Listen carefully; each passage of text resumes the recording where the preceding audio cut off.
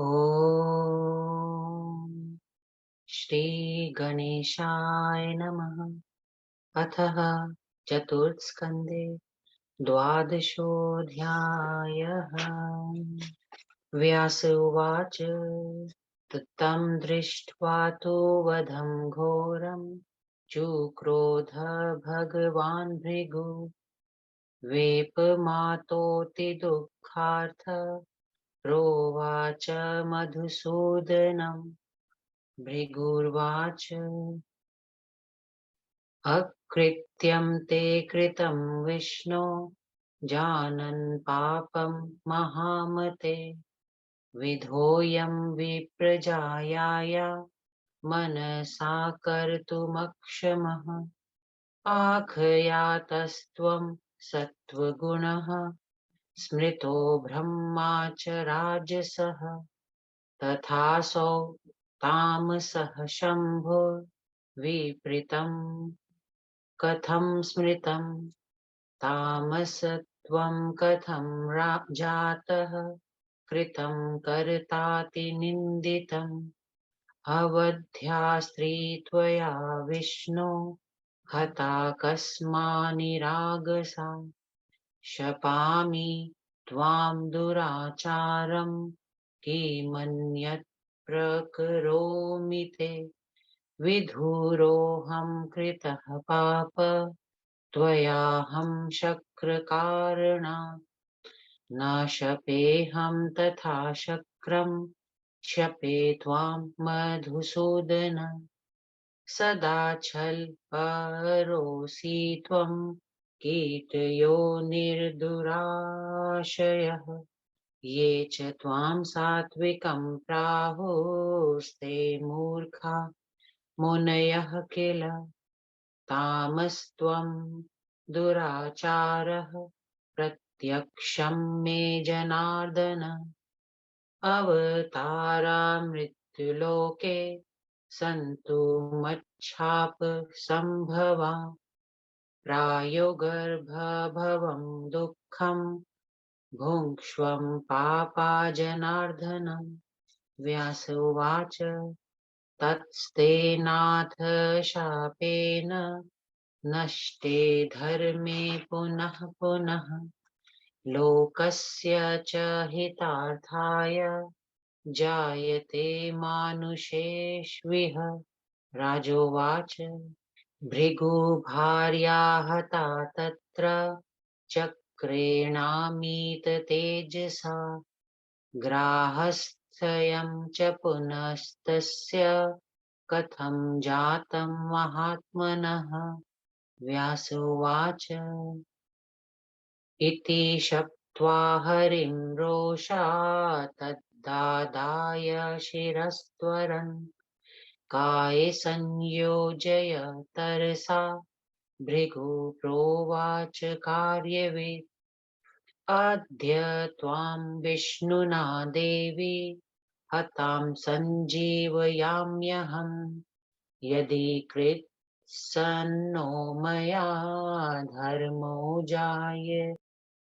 धर्मो ज्ञायते चरितोऽपि वा तेन सत्येन जीवेत यदि सत्यं ब्रवीम्यहम् पश्यन्तु देवता सर्वा मम तेजो बलं महत् अद्भिस्त्वां पोक्षयशीताभिर्जीव यामि तपोबलात् सत्यं शौचं तथा वेदा यदि मे तपसो बलम्। व्यास उवाच अद्भिः सम्प्रोक्षिता देवी सत्य सञ्जीवितास्तदा उत्थिता पापरं प्रीता भृगोर्भार्या शुचिस्मिता तत्स्तां सर्वभूतानि दृष्ट्वा सुप्तोऽथि तामिव साधु साध्वीति तं तां तु तुष्टुवुः सर्वतो दिशम् एवं सञ्जीविता तेन भृगूणावरवर्णिनी विस्मयं परमं जग्मुर्देवाः सेन्द्रा विलोक्य तत् इन्द्रः सुरानथोवाच मुनीना जीविता सती काव्यस्तप्त्वा तपो घोरं किं करिष्यति मन्त्रवित् व्यासुवाच गता निद्रा सुरेन्द्रस्य देहे क्षेमं भून्नृप स्मृत्वा काव्यस्य वृत्तान्तं मन्त्रार्थमतिदारुणम् विमृश्य मनसा शक्रो जयन्ती स्वसुतां तदा उवाच कन्यां चार्वङ्गीं स्मित पूर्वमिदं वचः गच्छ पुत्री मया दत्ता काव्यया त्वं तपस्विने समाराध्ये तन्वङ्गी मत्कृते तं वशं कुरु उपचारैर्मुनिं तैस्ते समाराध्ये मनः प्रिये भयं मे तरसा गत्वा हर तत्र वराक्ष मे सा पितृवचनं श्रुत्वा तत्रागच्छन्मनोरमा तमपश्यद्विशालाक्षी पिबन्तं धूममाक्षमे तस्य देहं समालोक्य स्मृत्वा वाक्यं पितुस्तदा कदलीदलमादाय बीजयामास तं मुनिम् निर्मलं शीतलं वारि समानीय सुवासितं पानाय कल्पयामास भक्त्या परमयाघलघु छायां वस्त्रात् पत्रेण भास्करे मध्यगेत्सति रचयामास तन्वङ्गी स्वयं धर्मे स्थिता सती फलान्यानीय दिव्यानि पक्वानि मधुराणि च मुमोचाग्रे मुनिस्तस्य भक्षार्थं विहितानि च कुशाः प्रादेशमात्रा ईहरिता शोकसन्निभा दधाराग्रेथ पुष्पाणि नित्यकर्म स्मृध्यये निद्रार्थं कल्पयामास संस्तरं पल्लवान्वितं तस्मिन् मुनौ चादरस्तथा चकारभ्यजनं शनैः हावभावादिकं किञ्चित् द्विकारजननं च तत् न चकार जयन्ती सा शापभीता मुनेस्तदा स्तुतिं चकार तन्वङ्गी गिर्भिस्तस्य महात्मनः सुभाषिण्यनुकूलाभिः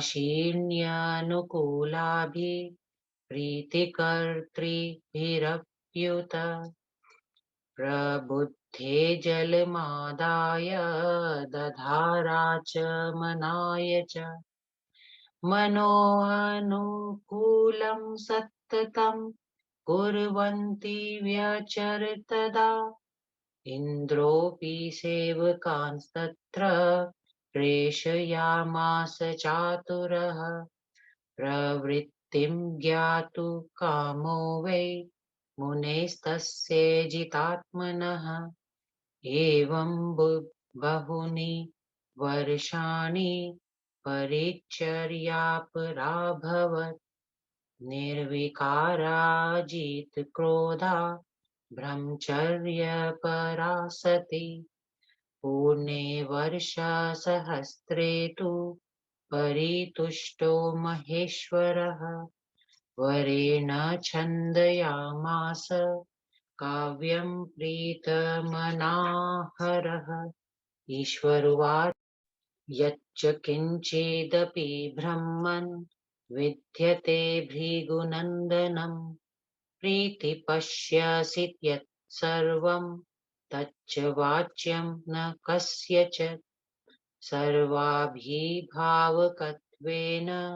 भविष्यसि न संशयः अवध्यः सर्वभूतानां प्रदेशश्च द्विजोत्तमः व्यास उवाच एवं दत्त्वा वरान् शम्भोस्तत्रैवान्तरधीयत काव्यस्तात्मथ संवीक्ष्य जयन्तीं वाक्यमब्रवीत् काशी कस्यासि शुश्रोणि ब्रूहि किं ते चिकीर्षितम् किमर्थमिह सम्प्राप्ता कार्यं वद वरोरुमे किं वाञ्छसि करोम्यद्य दुष्करं चेत् सुलोचने प्रीतोऽस्मि त्वत्कृतेनाद्य वरं वर्य सुव्रते ततः सा तु मुनिं प्राह जयन्ती मुदितानना चिकीर्षितं मे भगवन् तपसा ज्ञातुमर्हसि शुक्र उवाच ज्ञातं मया तथापि त्वं ब्रूहि यन्मनसेप्सितं करोमि सर्वथा भद्रं प्रीतोऽस्मि परिचर्चया जयन्ती उवाच शक्रस्याहं सुता ब्रह्मन् पित्रा तुभ्यं समर्पिता जयन्ती नाम तश्चाहं जयन्तावरजामुने सकामास्मि त्वयि विभो वाञ्छितं कुरु मेऽधुना रंसये त्वया महाभागधर्मतः प्रीतिपूर्वकम् शुक्र उवाच मया सह त्वं शुश्रोणि 10 वर्षाणि भामिनि सर्वैर्भूतैर्दृश्या च रमस्वेह यत्रेच्छया व्यास उवाच एवं मुक्त्वा गृहं गत्वा जयन्त्याः पाणिमुद्वहन् तया सहावसत्त्वेया 10 वर्षाणि भार्गवः अदृश्य सर्वभूतानां मायया संवृतः प्रभु दैत्यास्तमागतं श्रुत्वा कृतार्थं मन्त्रसंयुतम् अभिजग्मु गृहे तस्य मुदितास्ते दिदृक्षवः नापश्यन् रममाणं ते जयन्त्या सह संयुतम् तदा विमानसः सर्वे जाता भग्नोद्यमाश्च ते चिन्तापरातिदीनाश्च वीक्षमाणः पुनः पुनः अदृष्ट्वा तं तु संवृत्तं प्रतिजग्मुर्यथागतम् स्वगृहान् दैत्यवर्याते चिन्ताविष्टा भयातुरा रममाणं तथा ज्ञात्वा शक्रः प्रोवाच तं गुरुं बृहस्पतिं महाभाग किं कर्तव्यमतः परम् गच्छाद्य दानवान् ब्रह्मन् मायया त्वं प्रलोभय अस्माकं कुरु कार्यं त्वं बुद्ध्या सञ्चिन्तय मानद तच्छ्रुत्वा वचनं काव्यं रममाणं सुसंवृतं ज्ञात्वा तद्रूपमास्थाय दैत्यान् प्रति ययोर्गुरु गत्वा तत्रातिभक्त्यासौ धानवान् समुपाव्ययत्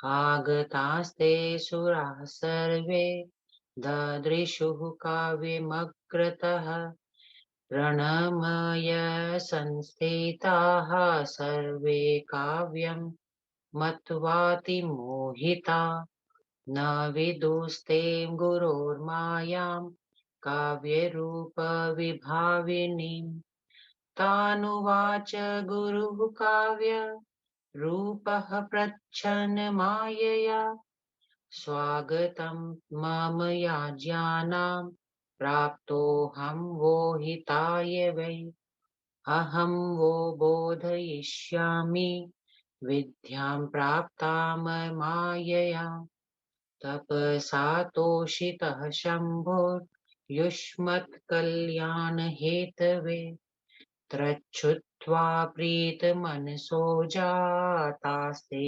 दानवोत्तमा कृतकार्यं गुरुं मत्वा जह्येषुस्ते विमोहिता प्रणेमुस्ते मुदा युक्ता निरातङ्का गतव्यथा देवेभ्यश्च भयं त्यक्त्वा तस्थुः सर्वे निराम्ययाः इति श्रीदेवी भागवते महापुराणे चतुर्स्कन्धे द्वादशोऽध्यायः।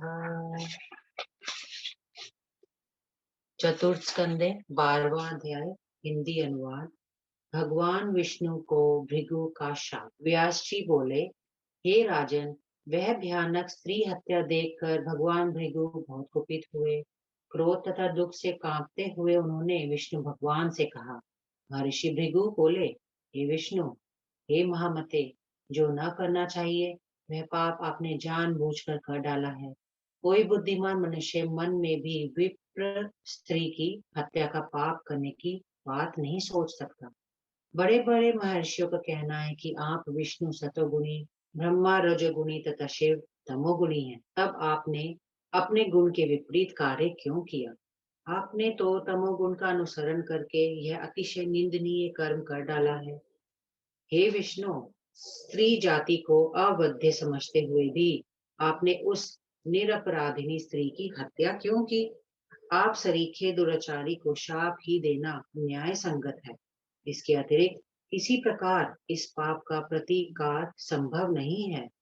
ओ पापी, तूने इंद्र के कहने से मुझे सदा के लिए विदुर बना दिया है। हे मधुसूदन, मैं इंद्र को शाप न देकर तुम्हें शाप दूंगा। जैसे सर्प के दुर्भिप्राय को कोई नहीं जान पाता, उसी प्रकार तुम्हारे छल भरे हृदय के भाव को नहीं जानना जा सकता। तुम सदा छल करते रहते हो। जो मुनि तुम्हें सात्विक कहते हैं वे मूर्ख हैं। हे जनार्दन, मैंने आज प्रत्यक्ष देख लिया है कि तुम तमोगुणी और दुराचारी हो।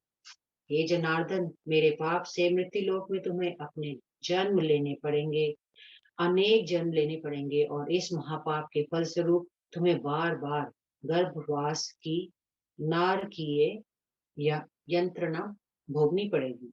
व्यास जी बोले, उसी शाप के कारण धर्म का हास्य होने पर भगवान विष्णु संसार का कल्याण करने के लिए बार बार मनुष्य तन धारण करते हैं।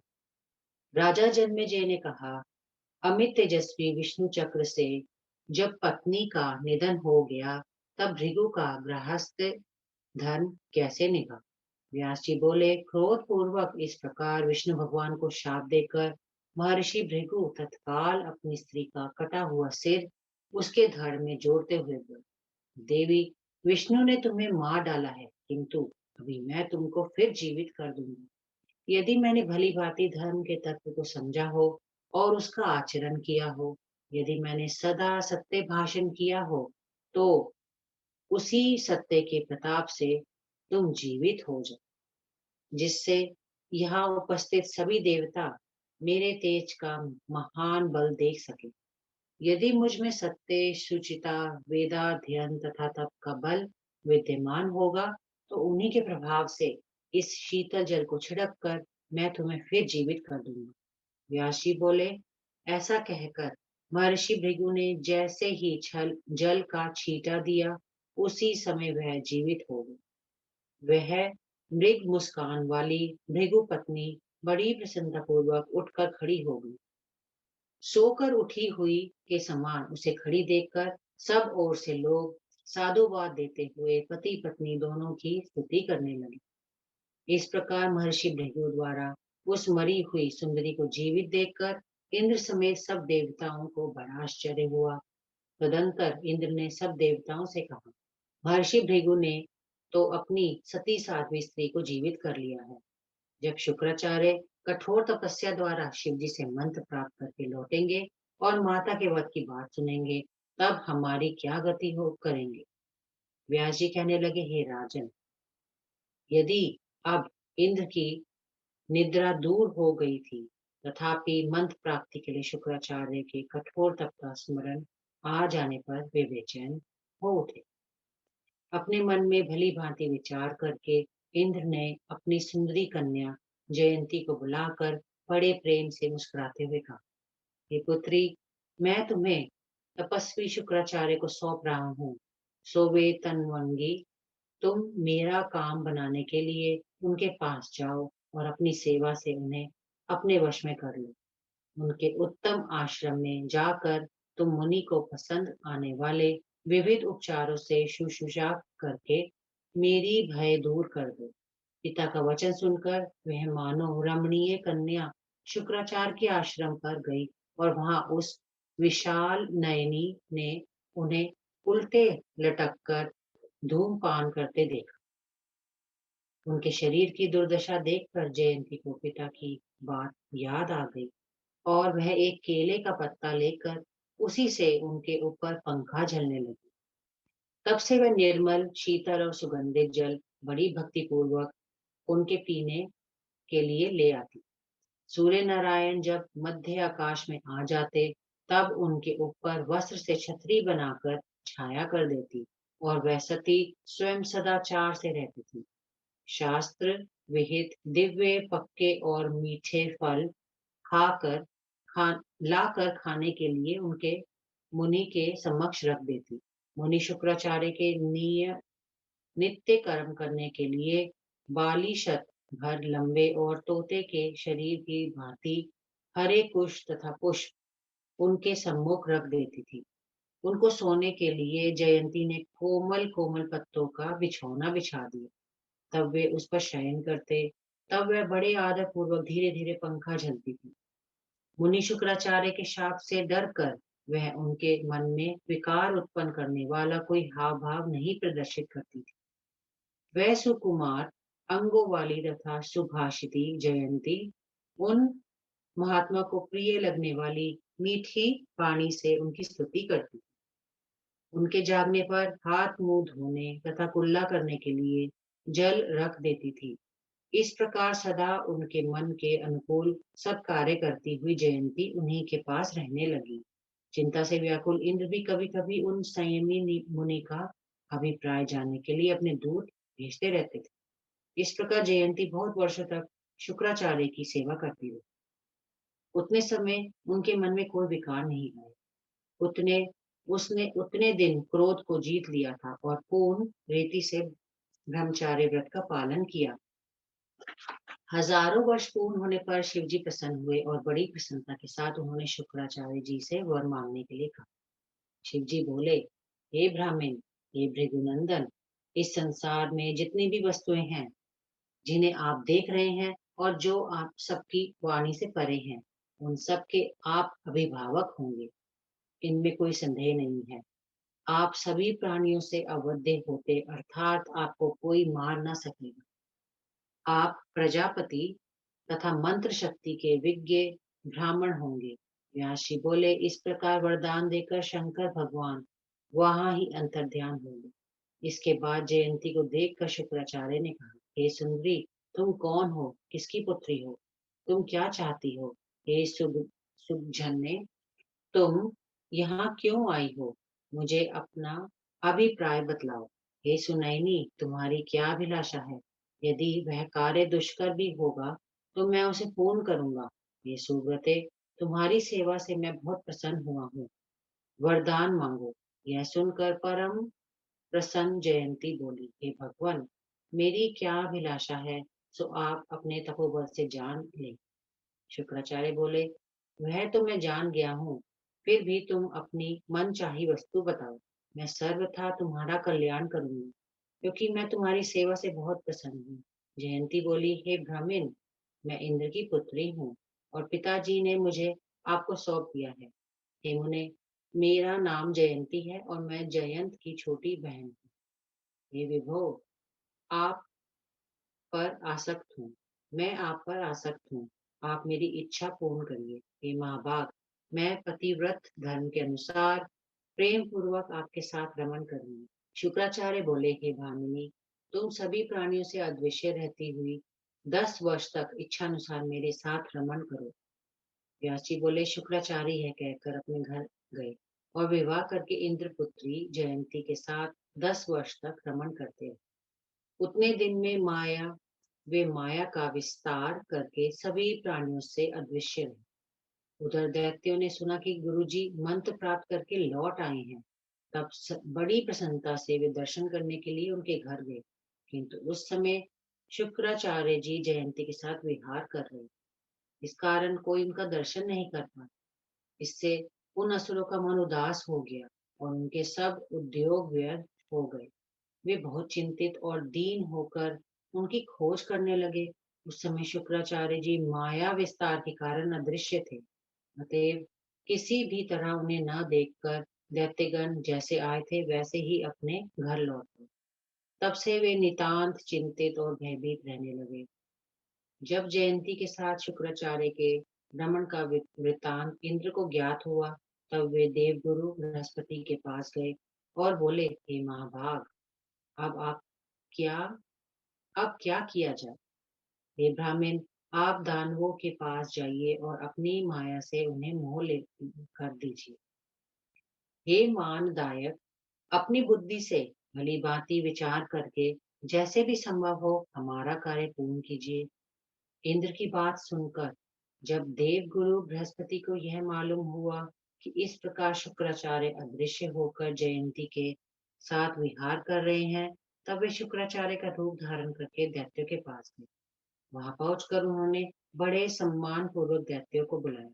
उन असुरों ने भी वहां जाकर उस शुक्राचार्य को सन्मुख विद्यमान देखा।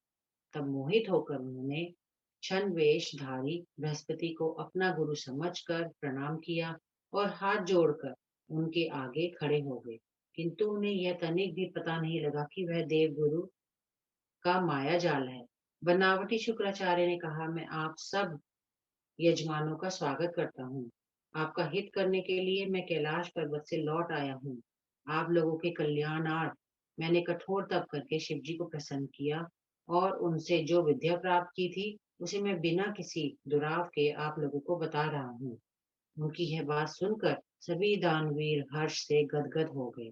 उन्हें विश्वास हो गया कि गुरुजी ने अपना हमारा काम पूरा कर दिया है। बड़ी प्रसन्नता के साथ उन्होंने पुनः पुनः उन्हें प्रणाम किया। उनका भय भाग गया और सारी व्यथा दूर हो गई।